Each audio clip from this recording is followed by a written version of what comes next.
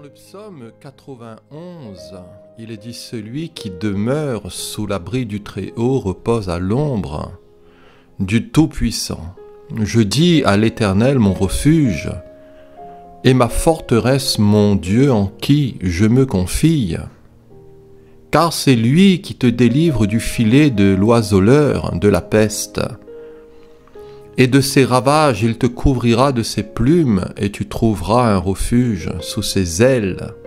Sa fidélité est un bouclier et une cuirasse.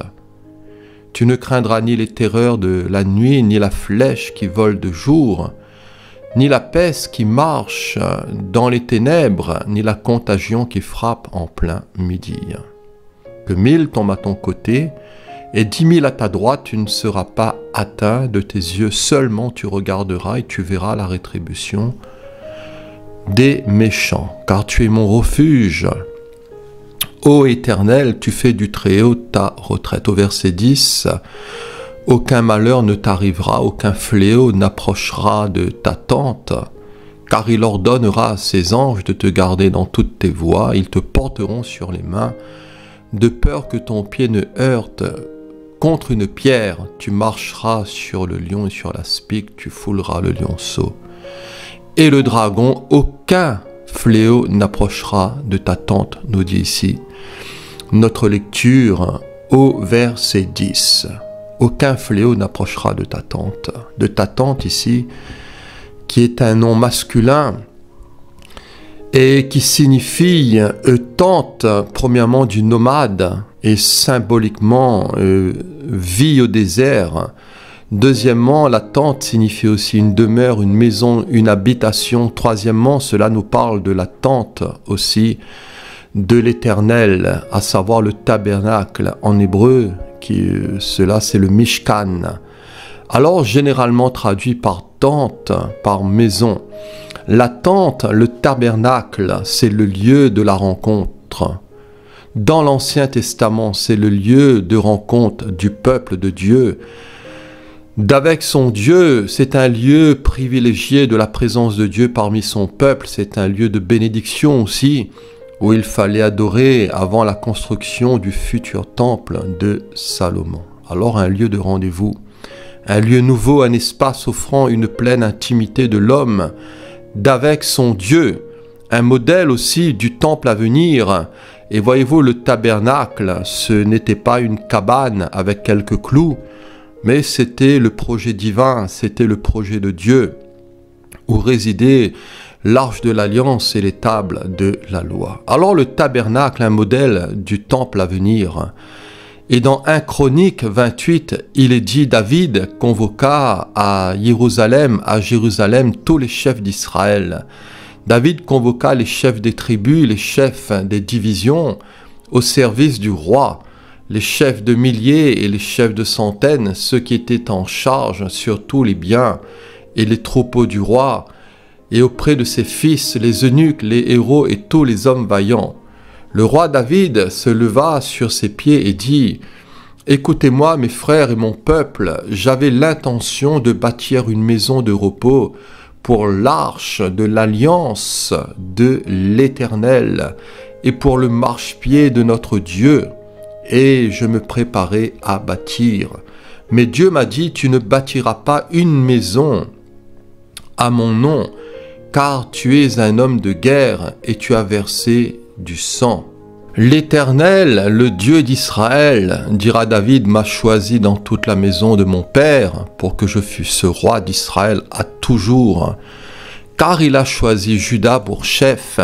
Il a choisi la maison de mon père dans la maison de Juda, et parmi les fils de mon père, c'est moi qu'il a voulu faire régner sur tout Israël, entre tous mes fils, car l'Éternel m'a donné beaucoup de fils. Il a choisi mon fils Salomon pour le faire asseoir sur le trône du royaume de l'Éternel, sur Israël. Il m'a dit, Salomon, ton fils, bâtira ma maison et mes parvis, car je l'ai choisi pour mon fils, et je serai pour lui un père, j'affermirai pour toujours son royaume, s'il reste attaché comme aujourd'hui à la pratique de mes commandements et de mes ordonnances. Maintenant, aux yeux de tout Israël, de l'assemblée de l'Éternel, et en présence de notre Dieu qui vous entend, observez et prenez à cœur tous les commandements de l'Éternel, votre Dieu, afin que vous possédiez ce bon pays et que vous le laissiez en héritage à vos fils après vous à perpétuité. Et toi, Salomon, mon fils, connais le Dieu de ton père et sers-le d'un cœur dévoué et d'une âme bien disposée, car l'Éternel sonde tous les cœurs et pénètre tous les desseins et toutes les pensées. Si tu le cherches, il se laissera trouver par toi, mais si tu l'abandonnes, il te rejettera pour toujours. Considère maintenant que l'Éternel t'a choisi afin que tu bâtisses une maison qui serve de sanctuaire. Fortifie-toi et agis. Considère maintenant que l'Éternel t'a choisi afin que tu bâtisses une maison qui serve de sanctuaire. Fortifie-toi et agis. Alors David donna à Salomon son fils, nous dit la Bible, le modèle du portique et des bâtiments des chambres du trésor, des chambres hautes, des chambres intérieures et de la chambre du propitiatoire. David donna à Salomon son fils le modèle. Il lui donna aussi le plan de tout ce qu'il avait dans l'esprit touchant les parvis de la maison de l'Éternel et toutes les chambres alentour pour les trésors de la maison de Dieu et les trésors du sanctuaire et touchant les classes des sacrificateurs et des Lévites, tout ce qui concernait le service de la maison de l'Éternel et tous les ustensiles aussi pour le service de la maison de l'Éternel. David donna aussi à Salomon aussi, et lui donna le modèle des ustensiles d'or avec le poids de tout ce qui devait être d'or pour tous les ustensiles de chaque service et le modèle de tous les ustensiles d'argent. Voilà, l'or qui nous parle de la divinité, l'argent qui nous parle du rachat, avec le poids pour tous les ustensiles de chaque service. Il donna le poids aussi. Voilà, il donna le poids aussi des chandeliers d'or et de leurs lampes d'or avec le poids de chaque chandelier et de ses lampes et le poids des chandeliers d'argent avec le poids de chaque chandelier de ses lampes selon l'usage de chaque chandelier. Il lui donna l'or au poids pour les tables, des pains de proposition pour chaque table et de l'argent pour les tables d'argent. Il lui donna le modèle des fourchettes, des bassins et des calices d'or pur, le modèle des coupes d'or avec le poids de chaque coupe et des coupes d'argent avec le poids de chaque coupe et le modèle de l'autel des parfums en or épuré avec le poids. Il lui donna encore le modèle du char des chérubins d'or qui étendent leurs ailes et couvrent l'arche de l'alliance de l'Éternel. C'est par un écrit de sa main, dit David, que l'Éternel m'a donné l'intelligence de tout cela, de tous les ouvrages de ce modèle. Alors David dira à son fils, David dira à Salomon, fortifie-toi et prends courage et agis, ne crains point et ne t'effraie point, car l'Éternel Dieu, mon Dieu, sera avec toi. Il ne te délaissera point, il ne t'abandonnera point, jusqu'à ce que tout l'ouvrage pour le service de la maison de l'Éternel soit achevé. Alors bien sûr qu'il y avait là tout un défi à relever. Il y avait, voyez-vous, toute une construction à faire, mais voyez-vous qui était dirigée et montrée selon la volonté du Seigneur. Et il fallait se fortifier, il fallait, voyez-vous, se revêtir de courage, parce que l'œuvre, voyez-vous, n'était pas facile. L'œuvre allait demander du temps, des soins et aussi de l'intelligence et de la sagesse. Mais l'Éternel Dieu, mon Dieu, sera avec toi, dira David à son fils Salomon. Il ne va pas te délaisser, il ne va pas t'abandonner jusqu'à ce que tout l'ouvrage, voilà, que tout l'ouvrage pour le service de la maison du Seigneur, de l'Éternel, soit achevé. Voici les classes des sacrificateurs et des Lévites pour tout le service de la maison de Dieu, et voici près de toi pour toute l'œuvre tous les hommes bien disposés et habiles dans toute espèce d'ouvrage, et les chefs et tout le peuple docile à tous tes ordres. Alors David ici, je l'ai noté, ce qui est intéressant dans cette lecture qui a été un peu longue, mais qui est quand même utile, David ici pour Salomon est un père qui donne. Voilà, il a veillé à cela, il a pourvu à cela, et notre Dieu a pourvu aussi pour nous. Il a pourvu au sacrifice de la croix, il a pourvu au maître de la maison, Il a pourvu, voyez-vous, en termes de volonté, en termes de plan aussi. Et il nous a tout donné par son Christ, par son Messie, par son Machiar. Il nous a tout donné par son Fils et tout donné par grâce. Il nous a tout donné dans sa parole aussi pour la construction de nos vies. Voilà, vous savez, notre marche avec le Seigneur, la fabrication de notre maison, voilà, dans l'esprit, dans notre cœur avec le Seigneur, tout cela, le Seigneur a déjà tout prévu et nous a déjà tout donné dans sa parole. C'est à nous de la méditer. C'est à nous de prier, de demander à Dieu la grâce afin de comprendre les choses, puisque heureux celui qui lit, mais aussi qui comprend. Et vous savez, dans toute cette cacophonie, dans tout bien souvent ce mélange que nous pouvons trouver, voyez-vous, à gauche ou à droite, même en matière de milieu chrétien, alors nous avons besoin vraiment de l'aide du Seigneur, vraiment, pour pouvoir construire nos vies de la manière que le Seigneur veut, au travers de sa parole, notre vie d'église aussi. Voilà, parce que, vous savez, il ne suffit pas d'ouvrir une salle, il ne suffit pas, voyez-vous, que cela soit fréquenté par toute espèce de gens, que cela signifie que c'est l'église. Voilà, il y a des normes, il y a un plan, il y a une direction du Seigneur, il y a l'œuvre de l'Esprit qui est agi, il y a la conformité aussi à la parole du Seigneur, à savoir en termes d'enseignement des apôtres, à savoir en termes de la fraction du pain, des prières, de persévérer dans le modèle aussi apostolique. Des modèles et des plans, nous devons aussi les recevoir dans l'Esprit et par l'Esprit du Seigneur. Voilà, et le Seigneur nous demande aussi, voyez-vous, d'avoir des poids justes également.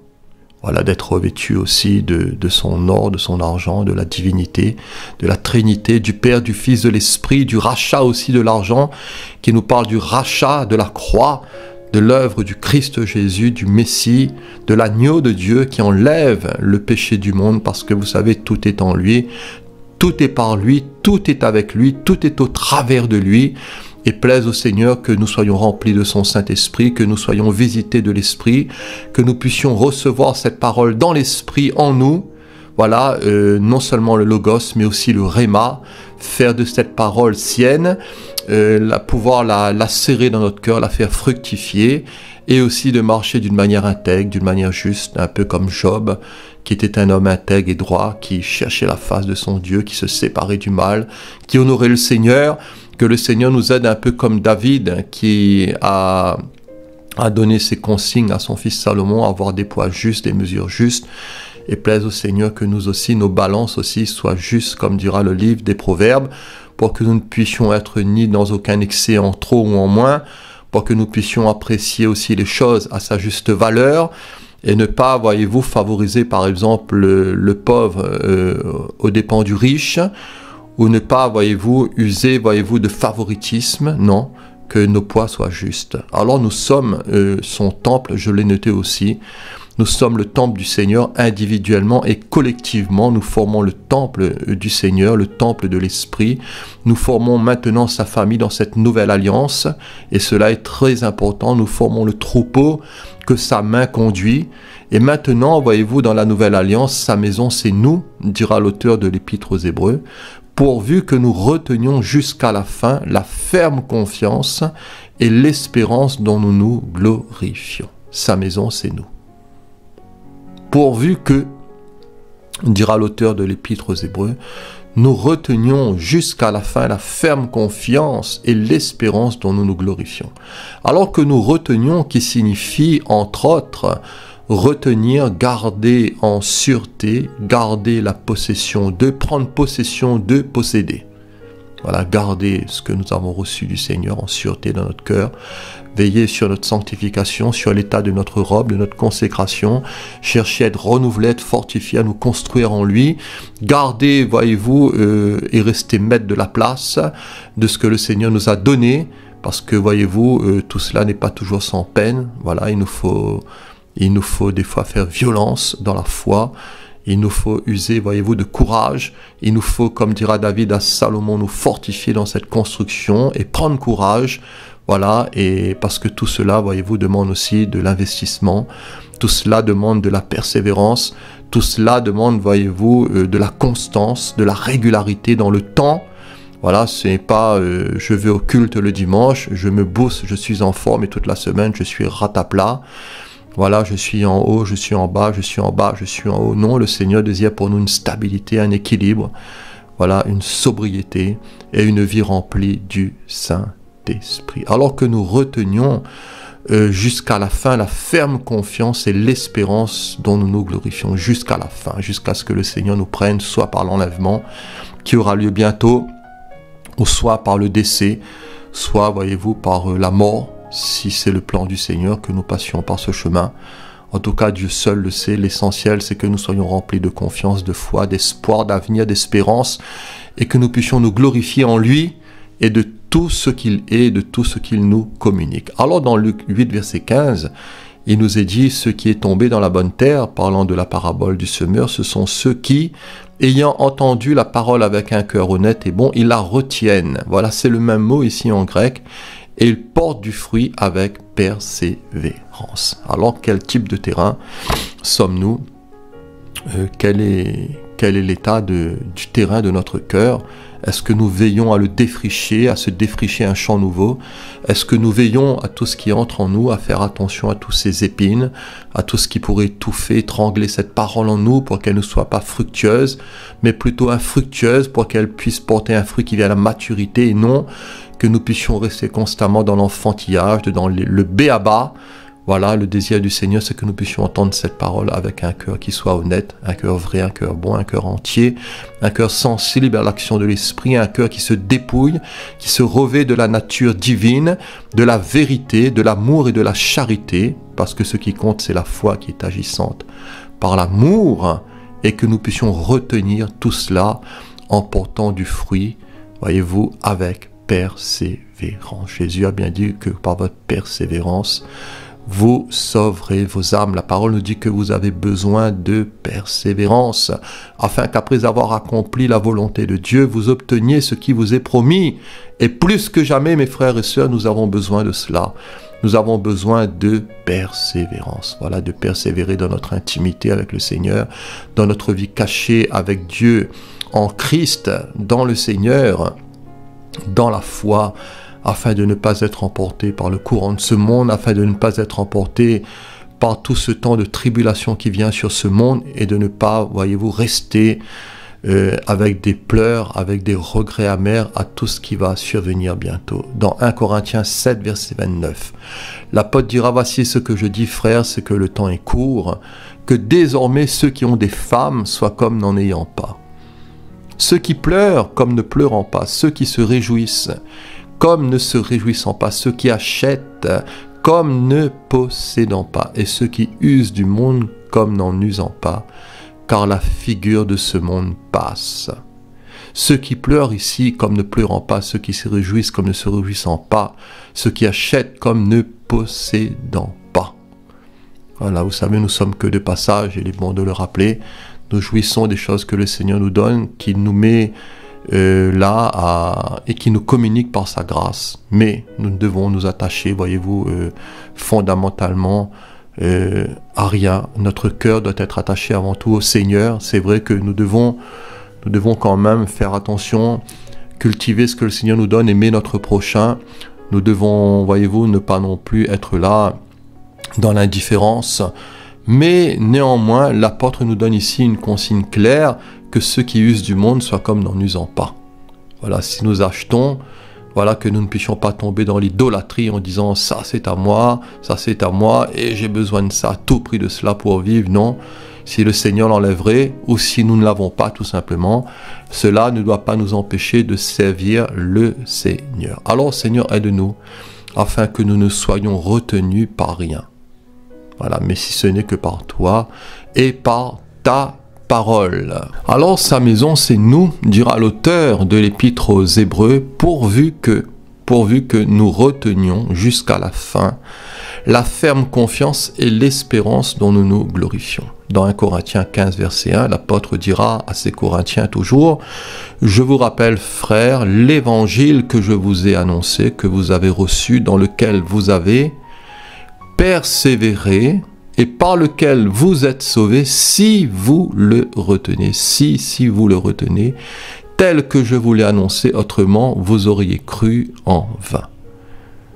Vous savez, il m'arrive de discuter avec telle personne de tel mouvement et je leur dis, cher ami, est-ce que c'est l'enseignement de l'apôtre Paul, l'enseignement des apôtres que tu as reçu ou non? Voilà, si tu n'as pas cet enseignement, tu crois en vain. Voilà, tu es en train de brasser de l'air, tu cours dans le vide, et tout cela, voyez, ce n'est qu'un peu de religion, peut-être pour faire passer le temps, mais ce n'est pas le véritable évangile qui nous emmène dans le salut, qui nous emmène dans la persévérance, dans la gloire, dans la foi, dans l'espérance, dans la bénédiction. Voilà, et la parole nous exhorte à cela, à retenir ce qui est vrai, ce qui est juste, afin de ne pas croire en vain. Alors faisons attention au type d'évangile que nous embrassons. Voilà, demandons au Seigneur du discernement. Voilà, prions, examinons aussi notre foi, voilà, pour savoir si nous sommes dans la foi. Et ne prenons pas tout poids, argent comptant. Vous savez, il y a des gens, ils sont là-dedans, ils disent qu'ils sont nés là-dedans, ils meurent là-dedans. Et vous avez beau leur exposer la vérité, mais cela ne sert à rien, voilà, parce qu'ils sont plongés dans leur idolâtrie. Ils sont plongés dans les mensonges, voyez-vous, de la religion. Et ils ont dit que papa est né là-dedans, maman est née là-dedans, papy était là-dedans, mamie était là-dedans, et moi aussi je vais mourir là-dedans. Ben, vous savez, il y a des gens, on ne pourra rien faire, il faut prier. Seul le Seigneur le sait. En tout cas, nous devons apprendre à retenir ce qui est bon, ce que nous avons reçu de la part du Seigneur, ce bon dépôt, cette vérité qui est dans le Christ Jésus, sa parole et ses promesses, afin, voyez-vous, d'avoir la foi en nous et de faire fructifier ces choses. Alors, examinez toutes choses, dira l'apôtre, et retenez ce qui est bon. Dans 1 Thessaloniciens 5, verset 21. Voilà, usez de discernement, examinez toutes choses et retenez ce qui est bon et rejetez bien sûr ce qui n'est pas bon. Hébreux 10, verset 23. Retenons aussi fermement la profession de notre espérance, car celui qui a fait la promesse est fidèle. Veillons les uns sur les autres pour nous exciter à l'amour, à la charité et aux bonnes œuvres. N'abandonnons pas notre assemblée. Cela peut aussi être traduit, n'abandonnons pas le fait de nous rassembler, puisque Jésus a bien dit, si quand 2 ou 3 sont assemblés en mon nom, je suis là au milieu d'eux. Donc n'abandonnons pas notre assemblée, peut-être traduit, n'abandonnons pas aussi le fait de nous rassembler, comme c'est la coutume de quelques-uns. N'abandonnons pas la communion fraternelle. Mais exhortons-nous réciproquement, et cela d'autant plus que vous voyez s'approcher le jour. Maranatha, Seigneur, l'avènement du Seigneur est proche. Nous voyons s'approcher le jour, cela se précise.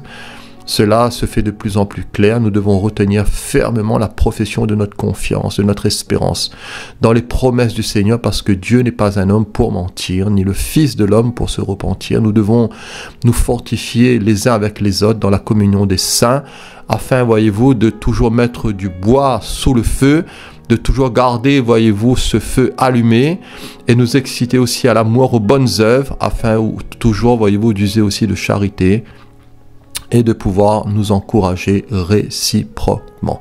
Cela jusqu'à l'avènement du Seigneur. Hébreux 3, verset 6. Mais Christ est comme fils sur sa maison.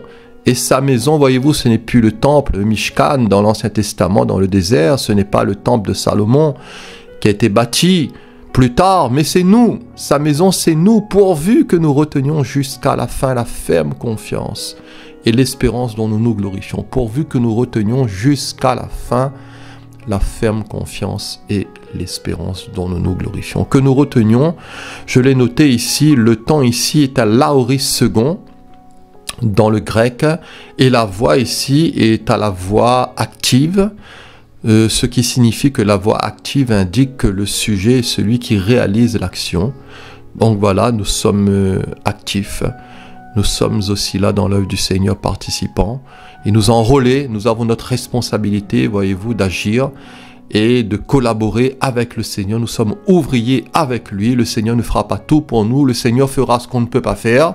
Mais ce qu'on peut faire, le Seigneur ne le fera pas pour nous. Le mode, lui, ici, que nous retenions, si le temps est à l'aoris second et que cela impliquera, voyez-vous, à coup sûr des répercussions éternelles.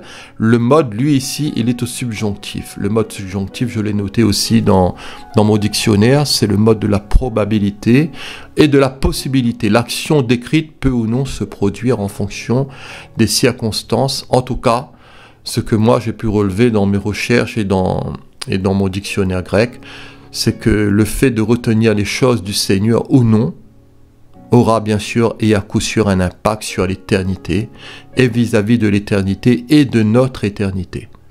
Voilà, tout dépendra des circonstances, des dispositions de nos cœurs, de nos choix, de l'orientation de nos choix. Et tout cela, voyez-vous, aura un impact à coup sûr sur la vie à venir. Parce qu'il y aura de ceux qui vont garder, retenir, et il y a de ceux, voyez-vous, qui vont laisser couler, de ceux qui vont, voyez-vous, retourner dans le monde, de tous ceux qui vont abandonner la course et qui malheureusement ne vont pas faire cas de leur salut, ne vont pas entretenir cela.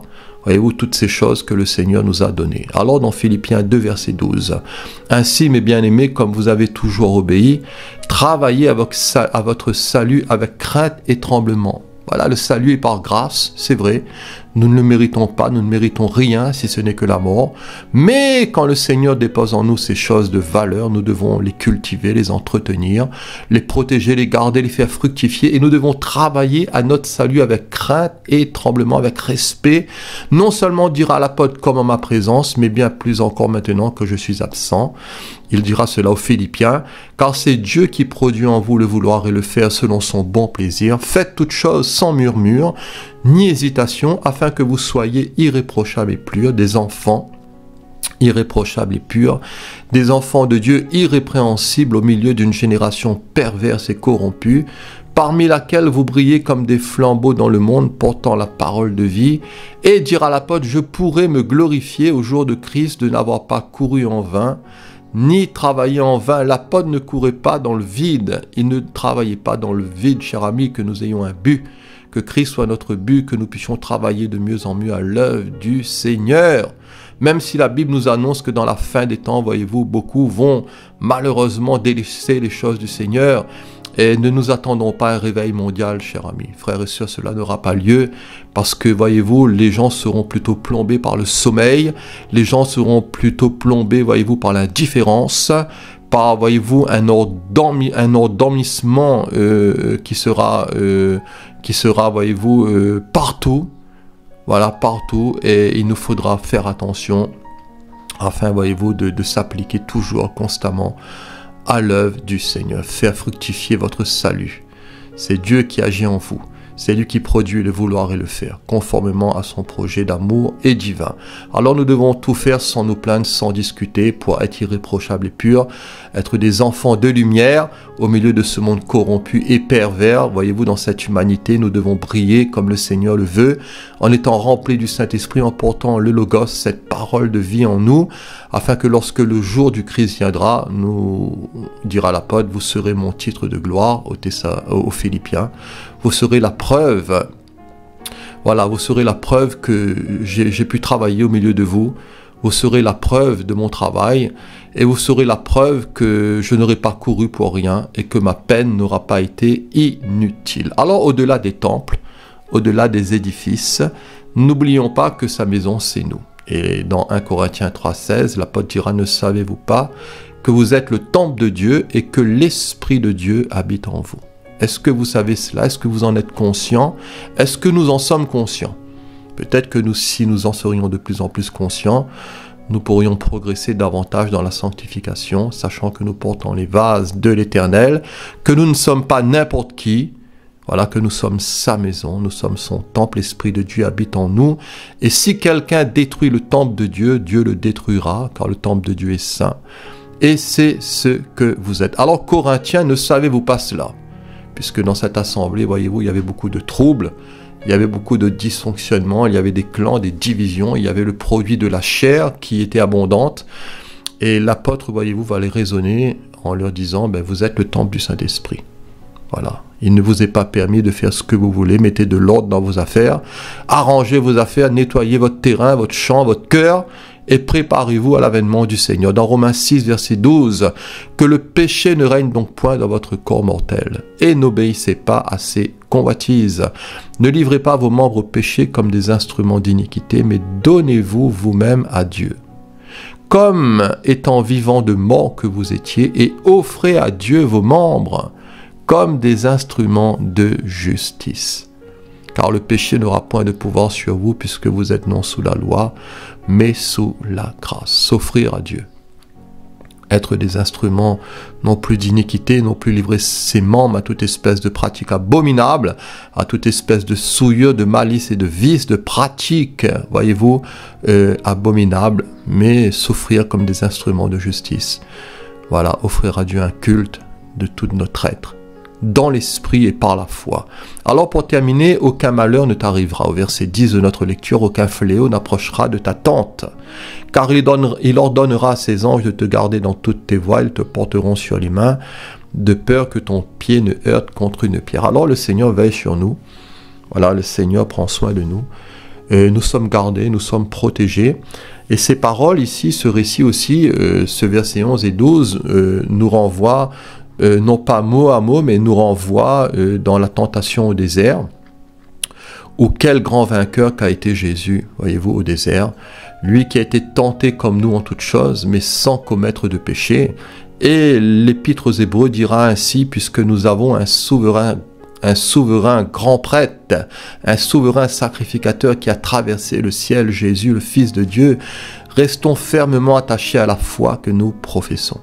En effet, nous n'avons pas un grand prêtre incapable de compatir à nos faiblesses. Au contraire, il a été tenté en tout point comme nous, en toutes choses comme nous, mais sans commettre de péché.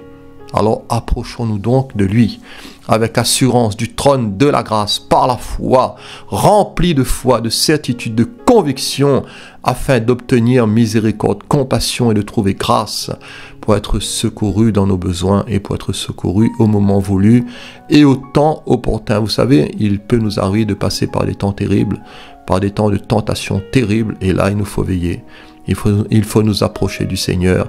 Il nous faut avoir la foi dans notre cœur, ne pas baisser les bras, ne pas se laisser gagner par le découragement, afin d'être secouru, de trouver grâce par lui, parce que notre modèle, le Seigneur lui-même, il a été tenté comme nous en toutes choses, mais sans commettre de péché. Notre grand vainqueur, notre grand héros, notre grand Messie, notre grand Machia, notre grand salut, notre grand sauveur, notre grand Seigneur, notre grand rédempteur, celui que nous aimons, nous adorons le Père, le Fils, le Saint-Esprit, nous aimons sa parole, nous aimons, voyez-vous, sa présence. Père, je te bénis, je te rends grâce pour ce message. Bénis mes frères et sœurs, Seigneur, tous ceux qui écouteront cette modeste parole.